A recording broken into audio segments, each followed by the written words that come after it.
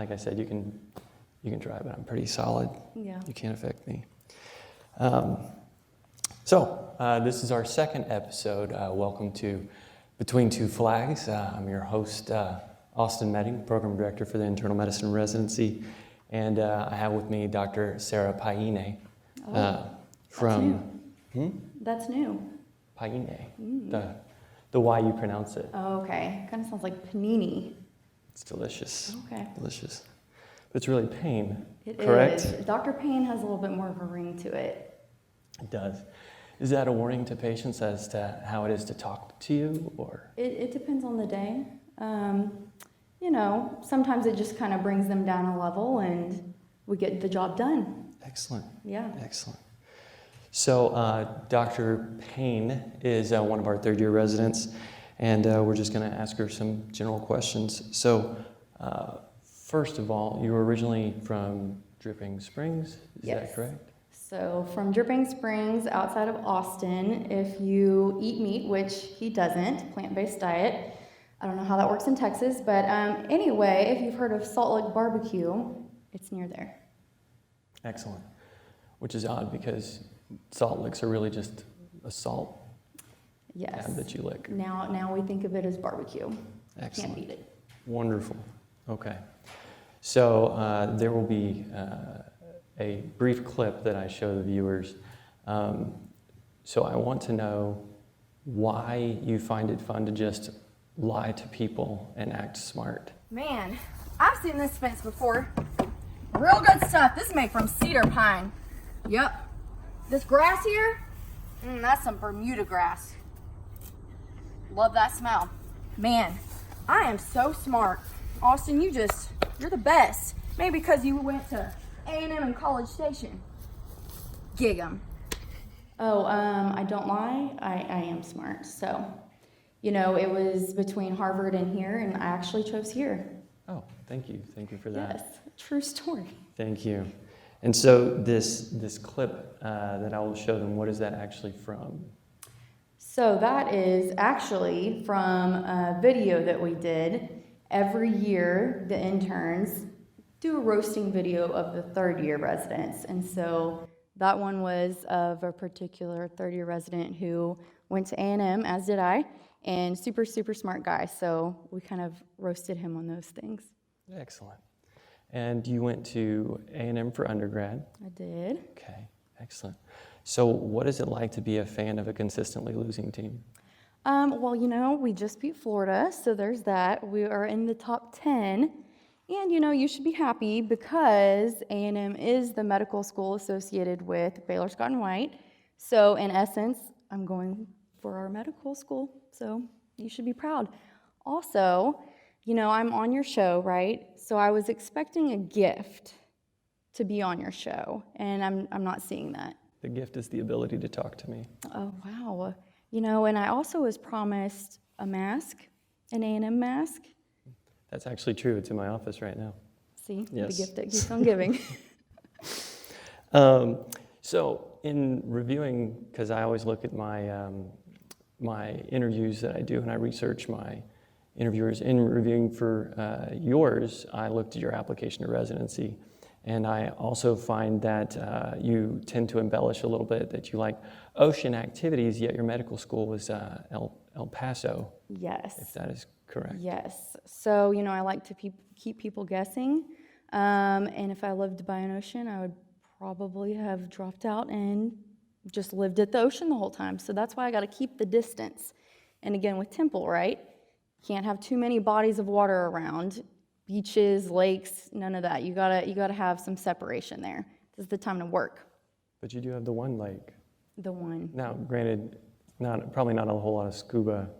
There's not, but we actually do go out there. We go kayaking. There's the option to go paddle boarding. You can rent a boat for pretty cheap out there. So we've been a few times. I think we forgot to invite you, but maybe next time. That's okay. I would have ignored it.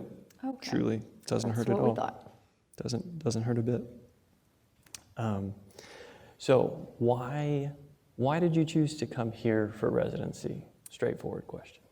So, of course, A&M, there's that draw. but it's closer to home for me. Like I said, outside of Austin, Temple is between Austin and Dallas. The education is phenomenal. And one thing I also looked at, I want to go into fellowship. So we have plenty of fellowship programs here, and I really do think that this residency prepares you and trains you well throughout the 3 years so that once it's time for fellowship, you're ready. And that was a big deal. And actually, one of our chiefs, Jerry Fan, he was a year above me in medical school, and just hearing his experience and how much he liked it definitely was a big draw. Fantastic. Glad to hear it. So the majority of residents here are, intelligent and very likable. How is it to be around them when you only have one of those criteria? Yeah, it's hard, because some days, it's hard to be purely intelligent, and then some days I'm actually the likable one. So it just kind of varies day by day. Everyone is very supportive, and we still get together despite me only sometimes having one of those qualities. It's a challenge. Thank you for putting that right back into my face. Fantastic. Well, I know you're very emotionally intelligent, so I just want to make sure that all Have the you been cards are on watching The Bachelor and The Bachelorette? I've not. They use that, so I think we just outed him on that. The Bachelor and Bachelorette, they use emotional intelligence. Nope, not at all. Not at all. Fun fact, though, we all get together and watch it. A big group of us residents. Don't judge. It's a great show. Sometimes you gotta let your brain rest. We also like to pass the time with different TV series. We had a Game of Thrones watch party for a while. Really? I'm on much worse reality TV, the Great British Bake Off. Oh, So yeah. That's what I've been going with lately. Yeah, no, I haven't seen that one. Really? It's not No. bad. Yeah. I'm a terrible baker, though. So. Yeah, I could imagine.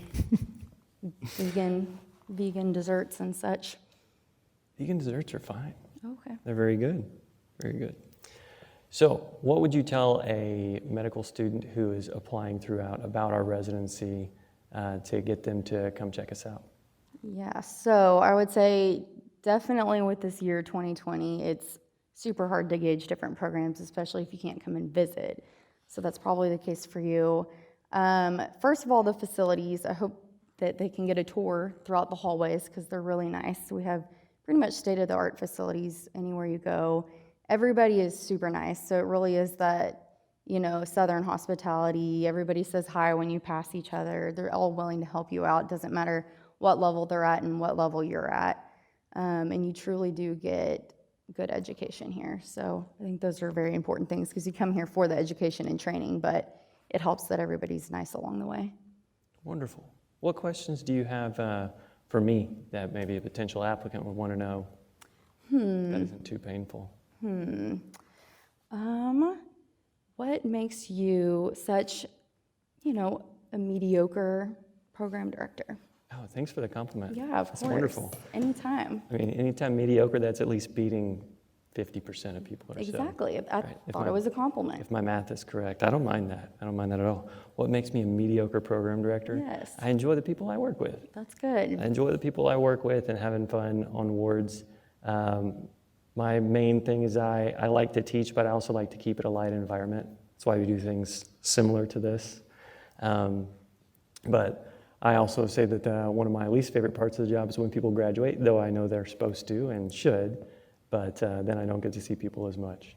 That's true. But hopefully you get to keep a lot of us in the same area as we go into fellowship Yeah. and stay here. A lot of us end up staying here, so that is another testimony to the whole program. Well, thank you very much, and for not hitting me too hard on my veganism there. So, That'll come later. all right. Well, thanks a lot. Yeah, thanks. Perfect.